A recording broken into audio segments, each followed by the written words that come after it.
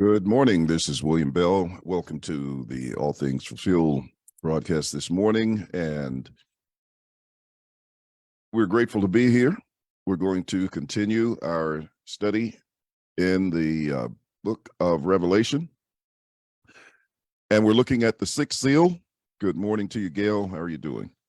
We're looking at the sixth seal in the book of Revelation, but there's a foundation that I want to lay, which requires that I kind of go back and touch on some of the things that we've touched on because of a perspective that I hadn't noticed before, which I think is important for us to see moving forward.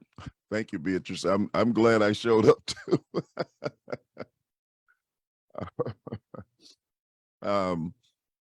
But I had a series of lessons scheduled, and I ran out. So there's a lot been happening with my computers and with my, dealing with Zoom issues. And then, I had a number of lessons or episodes scheduled and didn't pay any attention to how many, and so they just ran out. But anyway, that's the story on that. So as I was saying, what I want to do is go back through a little bit of Revelation chapter 6 leading up to the sixth seal. And actually, this is sort of the foundation for the opening of the sixth seal.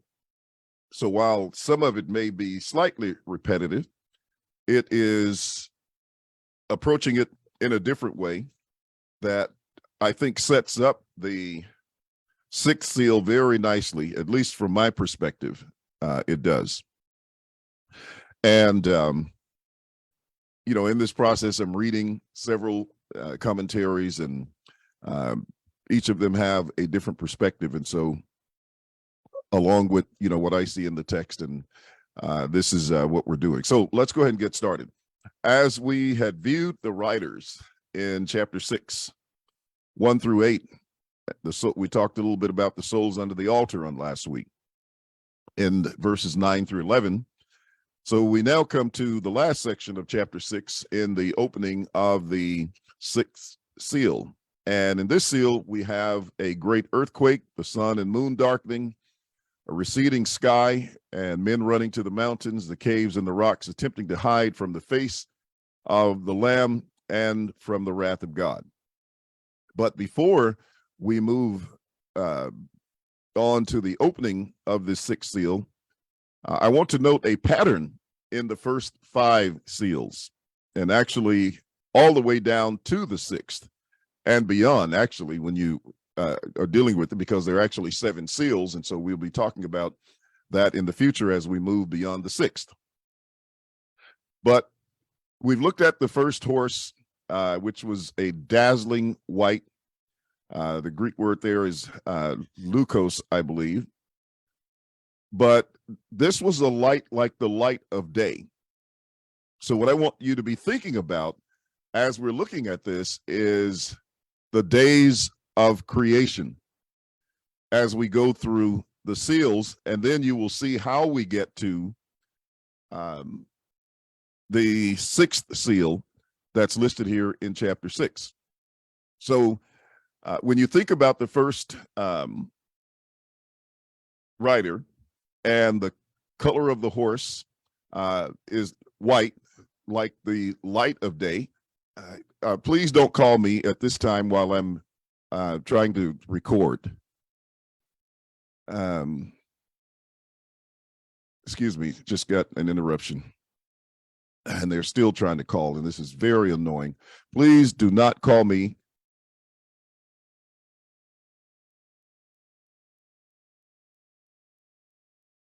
I apologize for that, ladies and gentlemen. At any rate,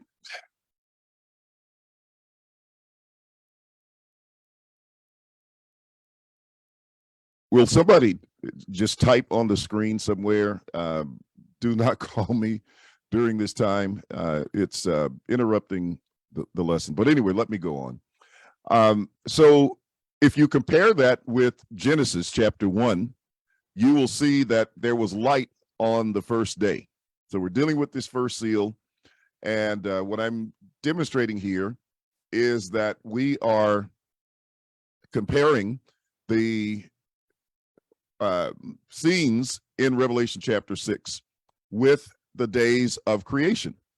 And so White also links this horse with the throne, and it connects with the lion.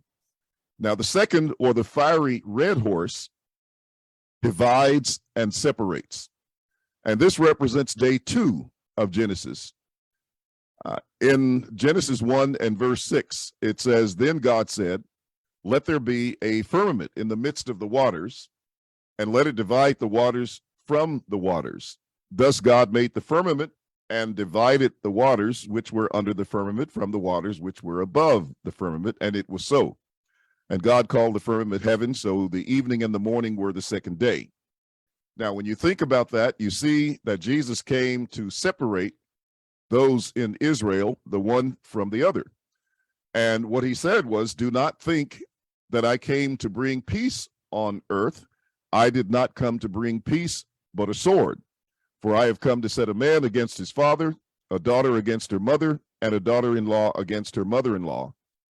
And then a man's enemies will be those of his own household."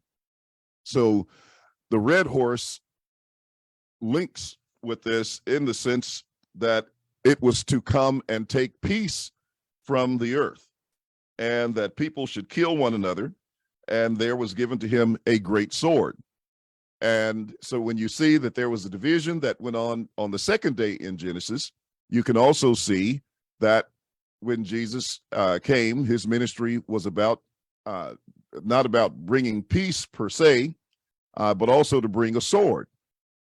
And in bringing that sword, we can see where division was created between the believers, those who believed him, and those who rejected him.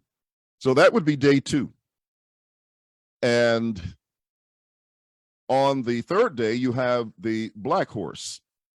When he opened the third seal, I heard the third living creature say, "Come and see." So I looked, and behold, a black horse, and he who sat on it had a pair of scales in his hand. And he heard the voice in the midst of the 4 living creatures saying, "A quart of wheat for a denarius, and 3 quarts of barley for a denarius, and do not harm the oil and the wine." Now, this would compare, as I said, with the third day, where God called the dry land earth, and the gathering together of the waters he called the seas, and God saw that it was good.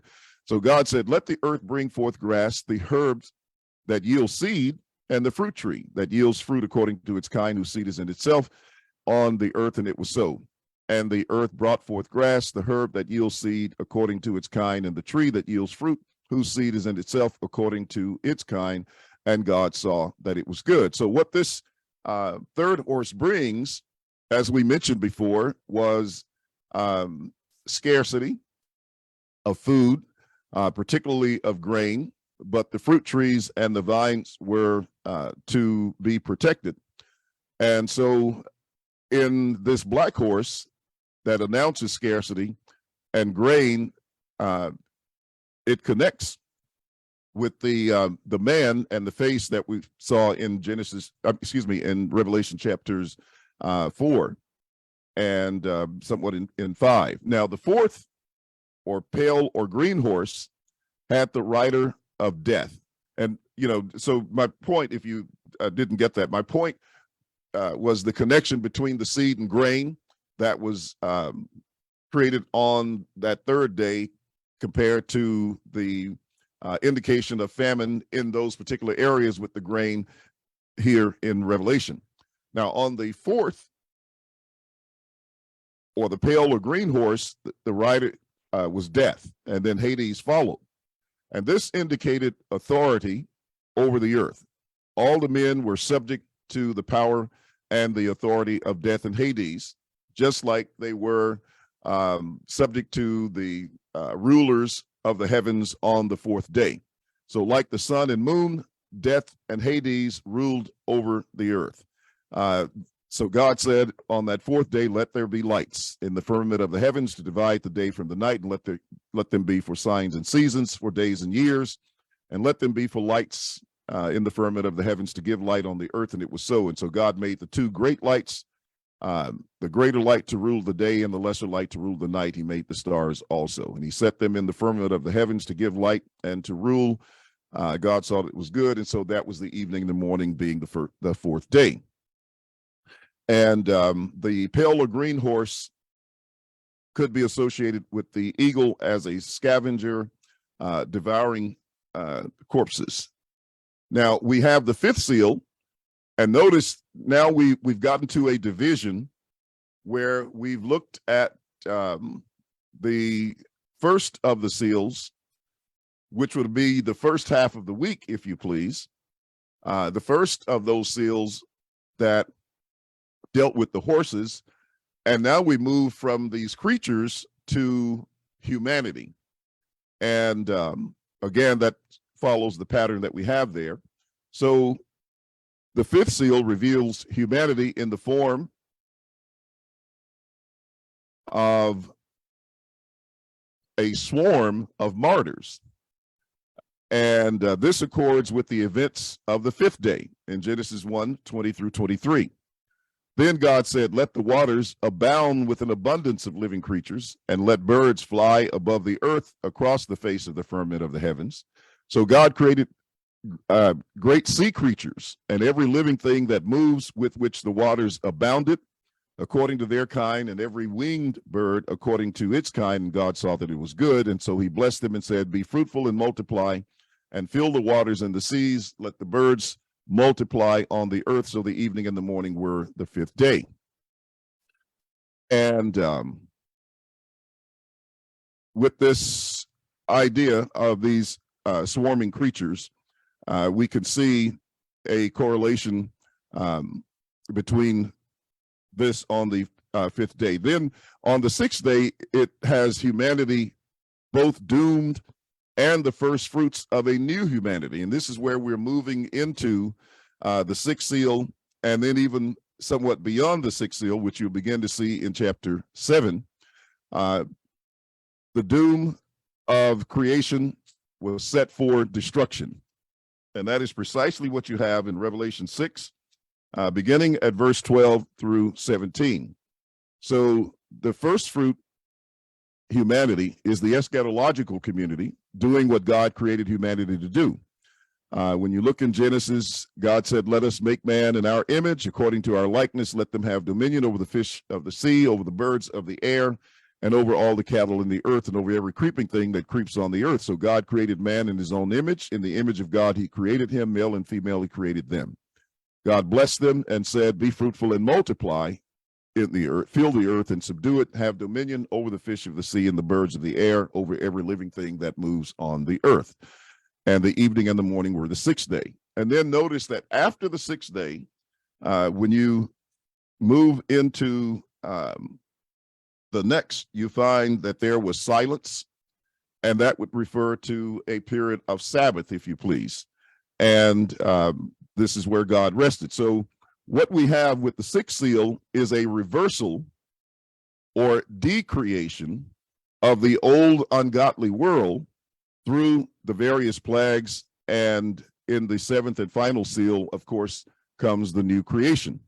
And so the four horsemen sum up everything that could go wrong with the world, whether it's war, civil war, famine, plague, and death. And so that's what I wanted to lay out a little bit in these seals in chapter 6 in terms of the correlations with the creation. So they're moving toward decreation. And in moving toward decreation, we then have a logical path to verses 12 through 17 when we get to the destruction of the heaven and earth that you see in the context. So these four horsemen were totally under the control of Christ. He was the one who was both worthy to take the scroll and open the seals. And the opening of seals reveals that Jesus or reveals the twofold character of Jesus, and in the symbol of the lamb and of the lion. And the lamb, of course, being the redeemer of Israel, the lion, the conquering king. And also these seals were opened after his ascension. Jesus ascended to the right hand of God, but he ascended, according to Acts chapter 2, to sit until his enemies were made his footstool. And so his pre-parousia work was all about redemption of the righteous and retribution and subjugation of his enemies. Now, last week, as we were looking in verses 9 through 11, we talked about the imminence and the time frame for the souls under the altar. They cried out to the Lord for vengeance, and vengeance was judgment upon Israel in their last days. When you look in Deuteronomy chapter 32, I think it's around verse 35, where the text speaks about the vengeance that would come upon Israel. It's actually, it's verse 35, where he says, vengeance is mine. And by the way, in Deuteronomy 32, where this is mentioned, we've already had reference in the chapter to the world being destroyed by fire. And that is Deuteronomy 32, verse 22, for a fire is kindled in my anger and shall burn to the lowest Gehenna. It shall consume the earth with her increase and set on fire the foundation of the mountains. So in the midst of Moses' discussion about Israel's last days, he talks about the end of their world, about decreation. And that is connected to the time of vengeance, which is found in verse 34. And by the way, in verse 34, he mentions and ties that into 2 Peter chapter 3. Now, I've done some studies on this in a series, so you can check out the playlist on my YouTube channel on 2 Peter 3.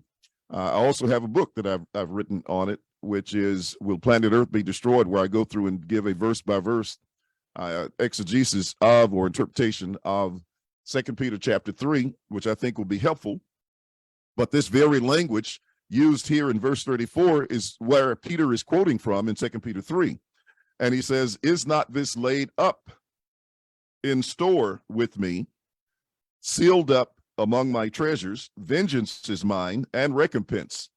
Their foot shall slip in due time, for the day of their calamity is at hand. And that use of at hand is not from the time of Moses' day. That is projected to Israel's last days. And that's an error that a lot of futurists make on the passage when they're trying to refute covenant eschatology. And so he says, and the things to come hasten upon them. Well, those words are used in 1st and 2nd Peter. Peter talks about the end of all things being at hand. He talks about the hastening of the coming of the day of God. And he talks about the judgment that was kept in store. So this is where he's quoting from. But in verse 36, he says, for the Lord will judge his people. So there's judgment associated with it, also quoted in 1 Peter chapter 4 and verse 17. But this is connecting the vengeance to the time of the destruction of the world at that time. And by that, I mean the old covenant world, bringing an end to both the world of Israel and the, quote, world of Noah, if you please.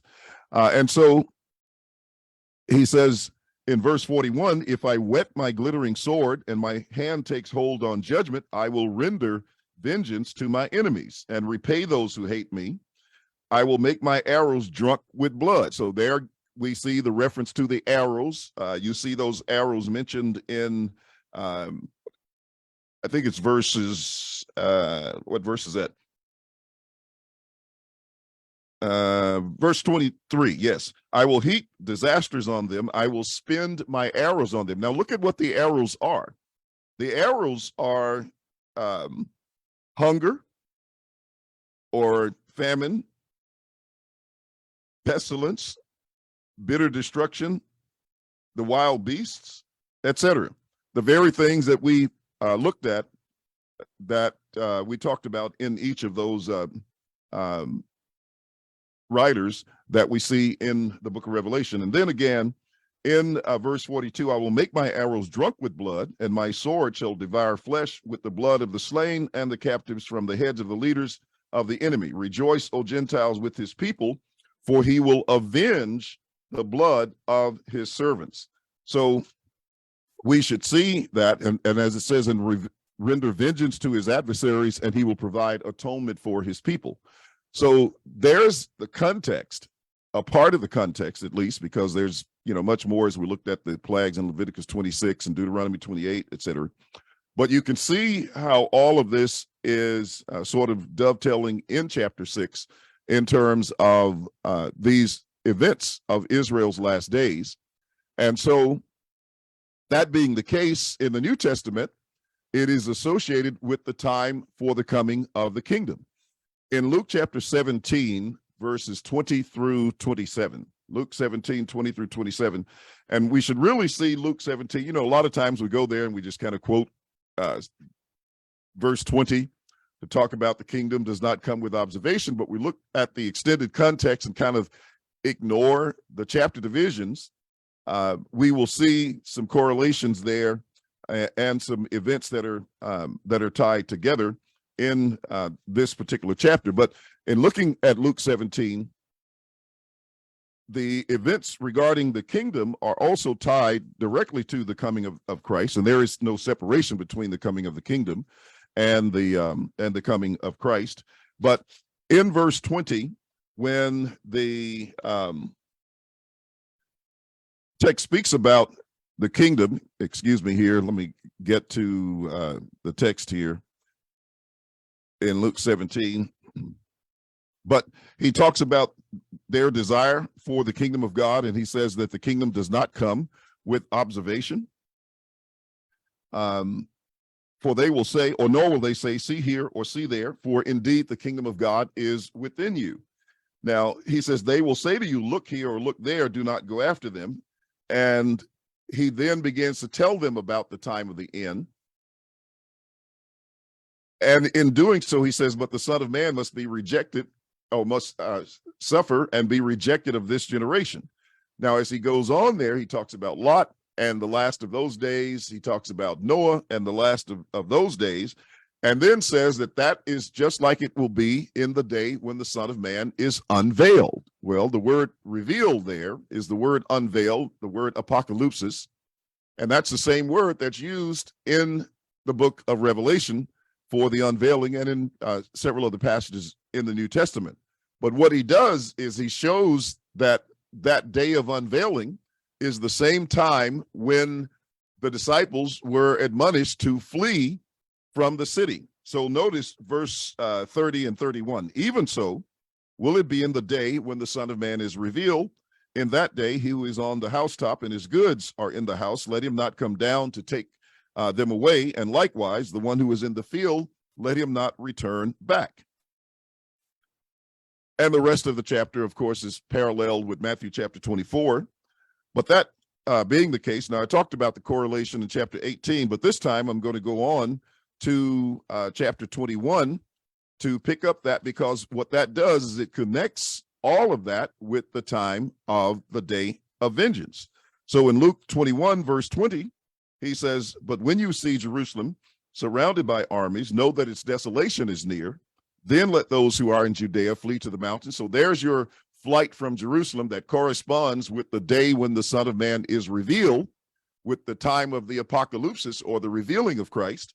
And he says, let them flee to the mountains. Let those who are in the midst of her depart, and let not those who are in the country enter her. For these are the days of vengeance, that all things which are written may be fulfilled. So there you have the days of vengeance taken straight out of Deuteronomy chapter 32. In those verses that we cited, mentioned here, and in connection with that, of course, is the coming of the kingdom, but all within that generation. So we should see, therefore, why there is the imminence in the book of Revelation indicated during the time of these martyrs, because, and the decreation that's mentioned there, because of the correlation and their cry out for vengeance in that particular context. And that's very important that we understand that. So the martyrs were therefore waiting for their blood to be avenged. And where was the authority? Where did they get the authority to persecute them and to martyr them? as we look in the book of Acts, of course, we can see that came through the high priest. Even, with the trial of Jesus, you could see that the high priest was involved there as well. And so they were there to rest for a little while until the rest of their brethren who were about to be killed was completed. And the term completed is from pleroma, that just means to fill up. So that was the filling up of the cup of iniquity, found in Matthew chapter 23. And Matthew chapter 23, 32 through 37 is also about the vengeance on all the blood that was shed on the earth, from the blood of righteous Abel to the blood of Zechariah, whom the son of Berechiah, whom they murdered between the temple and the altar. Once again, it shows you that vengeance would be meted out in that generation. And the same thing is true in 1 Thessalonians chapter 2, verses 14 through 16, where Paul talks about the persecution of the Thessalonians that was just like it was among the brethren in Judea, where those who had killed the Lord Jesus, they had killed their own prophets, and they had persecuted the apostles and prevented them, or tried to prevent them from speaking to the Gentiles, so that the wrath or the vengeance of God would come upon them to the uttermost. So we're looking at this wrath in Revelation chapter 6, and that's how the chapter ends in terms of the wrath being meted out upon them. Now, we're not going to finish this. There's more that I want to say on this, especially since we've correlated it to the days of Genesis. And you will see more of the correlations as we present them on next week in the coming lessons. But what we have here is the people being destroyed, about to be destroyed, because of their unbridled evil, just like they were destroyed in the time of Noah for the same reasons. And this is why there was a dissolution of the heaven and earth. That's what happened in the time of Noah. The scripture says every thought and imagination of their heart was evil continually. So God said he was going to destroy that world. And Peter talks about that in 2 Peter 2, verse 5, also in 2 Peter 3 and verse 5, that God brought a flood and destroyed the world that then was. And of course, referring to the ungodly of that world. And now, because evil men and seducers had waxed worse and worse, deceiving, being deceived, and of course, persecuting the saints, then God was about to repeat or do what he had done. And that's why you have the comparison between Peter's events and the event of 70 AD in 2 Peter chapter 3 with the destruction of that world. And here we are in this text pointing that out. Well, that's all the time that we have, but we're going to pick up there because there's much more that I want to say in view of that. But if you're thinking and at least looking at the fact that this is following a pattern that was established in Genesis, whereas Genesis was in a positive creation mode, what we have here is a negative decreation mode. And this is how we will be moving from the world that was being destroyed, which we touch on next week in verses 12 through 17, getting more deeply into the sixth seal, but also sets up after the destruction of that creation, the new creation that we see coming about in chapter 7. And so that's where we'll leave it for this morning. I hope you got some things out of it. Sorry about the interruptions that happened during the lesson, but people try to call me just about every time I get on Facebook, and when they do it during the lesson, it's kind of annoying. All right. So as we close, let me say good morning once again to Gail, to Carol, to Eric, and to Julie. And by the way, a good book on some of the concepts, because I definitely want to give credit for that, is the International Theological Commentary on the Book of Revelation. I picked these up over at the library. I looked it up on Amazon to see how much this book was. These books cost over $100. That's pretty hefty for a book, but nevertheless, that's by Peter J. Leithart. He has some really good comments on this particular section, and I thought I would share those with you. So let me make sure I give credit for the source of this correlations between Genesis and Revelation chapter 6. But good morning also to you, Robin. To Beatrice, to Alvin, thank you for posting the message. That did help quite a bit. And that stopped it, at least at that point. Raymond, how are you doing? I hope everything is going well. I know the situations that you're having over there. And so I'll be in touch with you soon. David, good to see you here. And I'll be looking at your comments a little bit later. It's hard to kind of read them all during the time when you're presenting. And good morning to you as well. So be sure and share the message. Leave any comments that you have. We'll look them over and comment on them as we go back and reflect on some of the things that you have to say. With that, you have a very good morning. I'm William Bell, and I look forward to seeing you next week when we pick up further on the sixth seal and deal more specifically with verses 12 through 17.